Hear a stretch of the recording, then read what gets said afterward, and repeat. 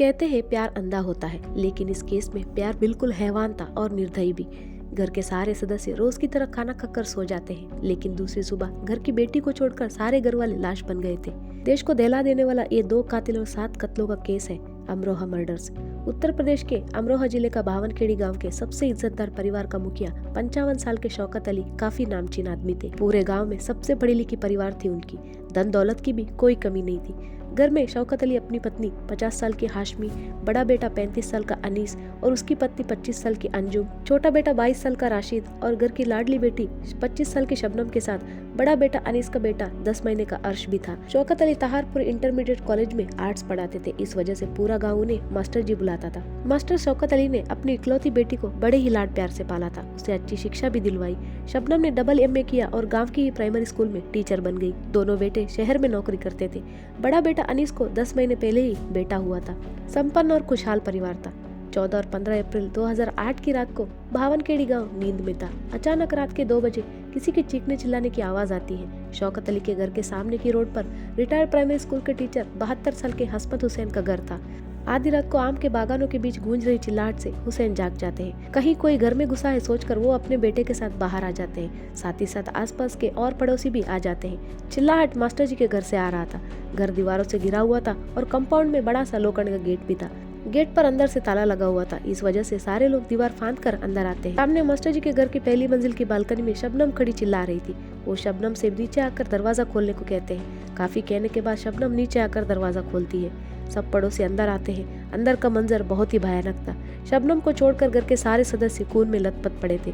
10 महीने का मासूम को भी नहीं बख्शा था। पुलिस को बुलाया जाता है। पुलिस भी घर के अंदर का मंजर देखकर सहम जाते हैं। पुलिस बची हुई घर की इकलौती सदस्य शबनम से पूछताछ करना चाहती थी, लेकिन शबनम किसी से बात करने की हालत में नहीं थी। पड़ोसी तो शबनम को संभाल रहे थे, लेकिन उसका दुख उनको भी रुला रही थी।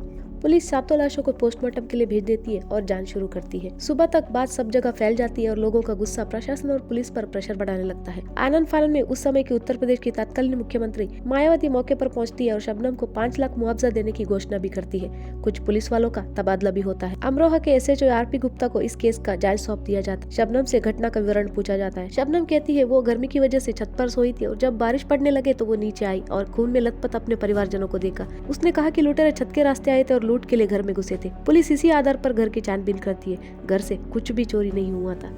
घर का दरवाजा अंदर से बंद था। जब पड़ोसी आए तो शबनम ने खुद उनके लिए दरवाजा खोले थे। जमीन से छत की लंबाई 14 फीट की थी और जमीन से छत पे चढ़ने के लिए कोई साधन नहीं था। दीवार पर किसी का चढ़ना नामुमकिन था और चढ़ने की कोशिश का भी कोई निशान नहीं था। पोस्टमार्टम रिपोर्ट में पता चला कि सारे पीड़ितों को नशीली दवा दिया गया था। 10 महीने का अर्श को छोड़कर फिर कुल्हाड़ी से उनका गला काटा गया था। अर्श का गला घोटा गया था। जांच पर जुटी पुलिस टीम को घर से बायपस कंपनी का ट्रैंक्विलाइजर डायस्पाम दवा का काली पट्टी मिलता है। पुलिस को शबनम की कहानी नहीं जम रही थी। अगर लुटेरे डकैत करने आएंगे तो वो पहले घर वालों को बेहोश क्यों करेंगे और कैसे करेंगे, फिर उन पर कुल्हाड़ी से वार क्यों करेंगे, सिर्फ शबनम को ही जिंदा क्यों छोड़ेंगे।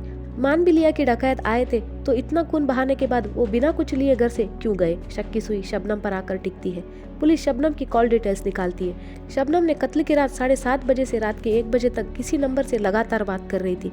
कत्ल के बाद भी चिल्ला के मदद मांगने से पहले 1:40 से 2:09 तक वो उस नंबर से बात कर रही थी। वो नंबर सलीम नाम का लड़के का था। 19 अप्रैल को यानी कत्ल के 5 दिन बाद सलीम और शबनम दोनों को गिरफ्तार कर लिया जाता है। अब पूरा गांव चौंक गया क्योंकि पुलिस वाले लुटेरों को छोड़कर घर की बेटी को गिरफ्तार किए थे। जो कहानी सलीम और शबनम ने बताया वो अकल्पनीय था। आखिरकार शबनम अपने ही परिवार का कत्लेआम क्यों करेगी और 10 महीने का भांजा अर्श की क्या कसूर। असल में गांव के सबसे अमीर और पढ़ी लिखी इज्जतदार मास्टर जी की डबल ग्रेजुएट बेटी शबनम को 5वीं पास लकड़ी के दुकान पर काम करने वाला सलीम से इश्क हो गया था। मास्टर जी का परिवार शबनम और सलीम के नजदीकियों से परेशान था। सलीम कम पढ़ा लिखा था और गरीब भी। उतना ही नहीं, उनका बिरादरी भी अलग था। शबनम के लाख मनाने के बावजूद घर वाले नहीं मानते हैं। शबनम और सलीम का प्यार परवान चढ़ रहा था और शबनम मां बनने वाली थी। शबनम को यह बात पता थी कि किसी भी हालत में उसके घर वाले शादी के लिए नहीं मानेंगे और अगर वो भाग जाती है तो सलीम कभी भी उसे वो ऐशो आराम नहीं दे पाएगा जो उसे अपने घर में मिला था। और शौकत अली के परिवार के सारे लोग मर जाते हैं तो वो अकेली उनके करोड़ों की संपत्ति की वारिस बनेगी।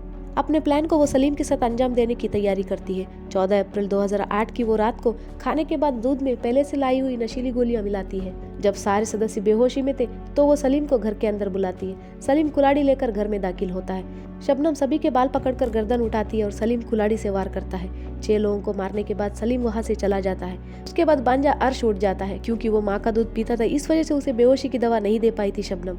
खुद 2 महीने की गर्भवती शबनम 10 महीने का मासूम का गला घोट कर मार देती है और बालकनी में आकर चिल्लाने के नाटक करती है। अमरोहा सेशन कोर्ट ने इस जघन्य अपराध को दुर्लभ से दुर्लभ बताया और 2010 में दोनों को मौत का सजा सुनाया। शबनम ने जेल में ही अपने बेटे को जन्म दिया। 7 साल माँ के साथ जेल में रहने के बाद उसे एक पत्रकार ने गोद ले लिया। शबनम और सलीम दोनों की मौत की सजा पर सुप्रीम कोर्ट भी मुहर लगा चुकी है। 2020 में सुप्रीम कोर्ट ने उनका रिव्यू पिटीशन भी खारिज कर दिया। शबनम अब अपनी मौत का इंतजार बरेली जेल में कर रही है। शबनम आजाद भारत में फांसी पर चढ़ने वाली पहली महिला होगी। 14 साल गुजर गए, 52 खेड़ी ही नहीं, अमरोहा के आसपास के कोई भी गाँव में किसी ने अपनी बेटी का नाम शबनम नहीं रखा। अलविदा।